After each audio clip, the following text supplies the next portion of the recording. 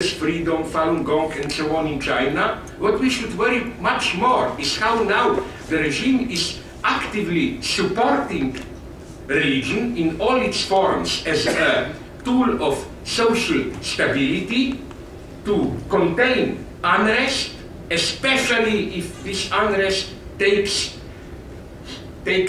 the form of something like even a minimal independent trade union, workers' movement, ecological movement, and so on and so on. That's the true danger there. So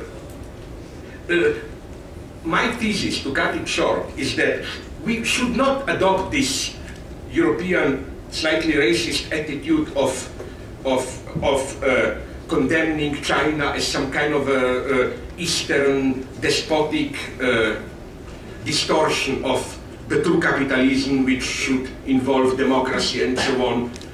Let's just compare what goes on now in China with the early phases of capitalism in Europe itself, which, as we all know, in the early process of accumulation, capitalism involved was sustained by a tremendously authoritarian state power. Exactly what is happening now in China. Let's also not remember another thing when we hear all these stories which are in principle true, how democracy somehow comes natural with capitalism. Look, do a simple experiment. Look at Communist Manifesto by Marx. You know, at the very end you have some 15 measures to be introduced after the socialist revolution. Well, practically all of them, you know, universal health care, free schools, religious freedoms, and so on, are now part of our lives. But let's not forget that it was not, they did not emerge as respectable through some kind of automatic capitalist dynamics. It was a long period of worker struggle. So, you know, we should just put things in a proper perspective. At the beginning, liberalism was something very restrained, very violent.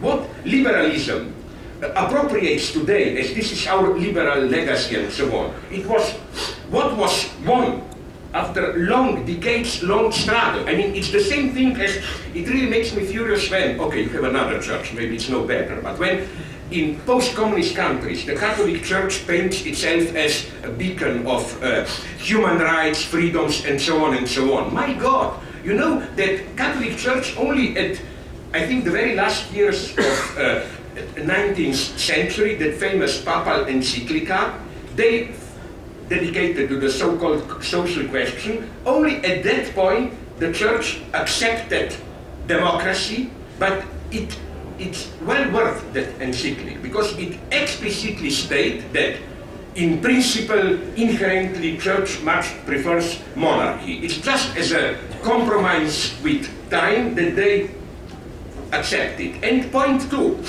about human freedom, freedom of thought, and so on. Well, just make a very simple experiment, mental. You know that till 1960s, Catholic Church had this index of books which are prohibited. Imagine that we Western liberals, if we are praised so much as our pride, Western liberal legacy of art, of thought. Imagine that without all the artists, writers, which were at some point on that index. My God, you lose everything. Just name them. Descartes, Leibniz, Kant, Hegel, Kafka, Joyce. I mean, everything is there. So, you know, it's a little bit annoying to hear how, you know, the Church protecting freedoms and so on and so on. So my point here is that, yes, we should be critical about China. What is going now on there, it's an incredible paradox, but it tells a lot about us. The paradox of a communist party rule, and the main target, the enemy, if you talk with them, I was there 2-3 months ago for 2-3 weeks in Shanghai and Beijing. The main enemy, what they really fear, are not any Tibetans, blah blah, it's the explosion of their own workers. And it's at the same time, they did something incredible. At the same time, they have a big movement to legitimize, to reawaken Marxism. And they did it in this big bureaucratic style, which I love. You know, the state gave, I mean, all of us poor academics, we get a multiple orgasm from it. The state gave over $1 billion in dollars. Can you imagine this? Like, I think that's the limit. To distribute it among different institutes, universities, to write new Marxist manuals and so on. So when I was there, I asked them, okay, what is your Marxism? They explained to me, harmonious society, blah, blah. Then I asked them, okay, what about workers' rights? And they, you know, they're very polite Chinese, they look at me as if I blur. It's not polite to talk about that. So then I said, but isn't it nonetheless, whatever Marxism is, if you are a Stalinist, if you are a liberal, a Trotskyite, somehow it has something to do with workers' rights. Now I confuse Marxism with leftism. Okay, what's the difference?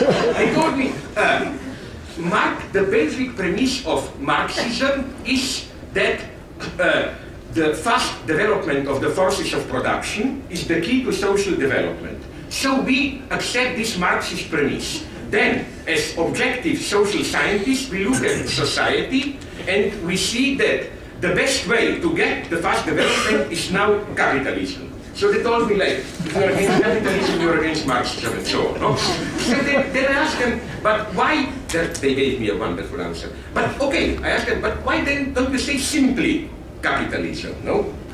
And they gave a wonderful answer. Their answer was that because the West has not truly yet reached capitalism. They reached colonialism as a form of feudalism and said, United States are still a half-feudal society and so on. We are the only true. And then I asked them, okay, but what is your capitalism, socialism? They told me harmonious society. I asked them, what is harmonious society? They told me harmonious society means that everybody is at his or her place. Wife is a wife, master is a master. I said, that's perfect. Now we talk a language. We call fascism this in Europe. Small problem, whatever. We are among friends, what a small difference like this.